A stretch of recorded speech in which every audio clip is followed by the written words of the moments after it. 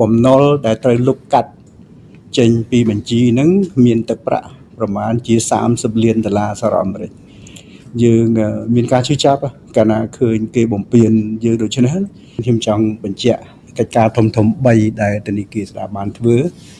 ពាក់ព័ន្ធជាមួយនឹងខែ7ឆ្នាំ2025នេះដែលយើងបានធ្វើហើយកំពុងតែធ្វើបន្តទៅទៀតនឹងទៅតាមប្រកាសរបស់ធនាគារជាតិហ្នឹងគឺយើងបានលុបបំណុលចេញពីបញ្ជីសម្រាប់យុទ្ធជនដែលពលិជីវិតសម្រាប់យុទ្ធជនដែលរងនៅក្នុងសមរភូមិដែលរងរបួសហ្នឹងដែលហើយនឹងកៅអ្នករួមខ្ចីបាទដែលមានទឹកប្រាក់$4.2 លានសហរដ្ឋអាមេរិកគឺយើងបានធ្វើរួចហើយបាទរីឯការពជាការសងរបស់សាច់ញាតិគាត់ហ្នឹងក៏មានទំហំច្រើនបាទនៅតែបន្តធ្វើ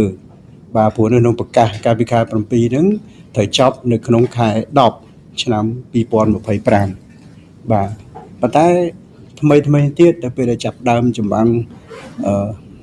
ការបំពេញពីប្រទេសជិតខាងមកលើកម្ពុជារបស់យើងនៅក្នុងខែ12ហ្នឹងធនាគារជាតិនៃកម្ពុជាបានចេញសេចក្តីប្រកាសមួយទៀតទៅឲ្យគ្រឹះស្ថានធនាគារនិងហិរញ្ញវត្ថុបាទហើយអេស្ដាក៏ចូលរួមយ៉ាងពេញលេញយើងត្រូវពិនិត្យមើលឲ្យច្បាស់លាស់ថាតើមានអតិជនប្រមាណដែលពាក់ព័ន្ធមួយយើងអញ្ចឹងវាមាន3ប្រភេទដដែលគឺជនភៀសសឹកបាទយុទ្ធជនដែលប្រយុទ្ធនៅក្នុងសមរភូមិដែលគាត់រងរបួសហើយនឹងពលីនៅសមរភូមិយើងអត់ដឹងទេយើងអត់មានចំនួនថារងរបួសប្រមាណពលីប្រមាណទេប៉ុន្តែយើងចាប់ដើមមើលថាតើក្នុងអនុទាន52,000របស់យើងនេះយើងអនុវត្តទៅតាមប្រកាសរបស់ធនាគារជាតិហ្នឹងតើយើងត្រូវពជាការសងហ្នឹងសងហ្នឹងស្មើនឹងទឹកលុយប្រមាណអញ្ចឹងយើងពិនិត្យមើលទៅឃើញថាគឺយើងធ្វើការល្អិតល្អន់ដើម្បីមើលថាតើអនុទានប្រមាណដែលយើងត្រូវពជាក្នុងការសងអញ្ចឹងទឹកលុយខ្ញុំបានជំរាបជូន$70 លានសហរដ្ឋអាមេរិកហើយអនុទានប្រមាណដែលយើងគ្រោងនឹងលុបចេញគឺលុបចេញនៅក្នុងឆ្នាំ2026ព្រោះប៉ះនឹងឆ្នាំខែ12យើងចាប់ដើមមើលចំនួន$30 លានសហរដ្ឋអាមេរិកអានឹងគ្រោងនឹងលុបចេញ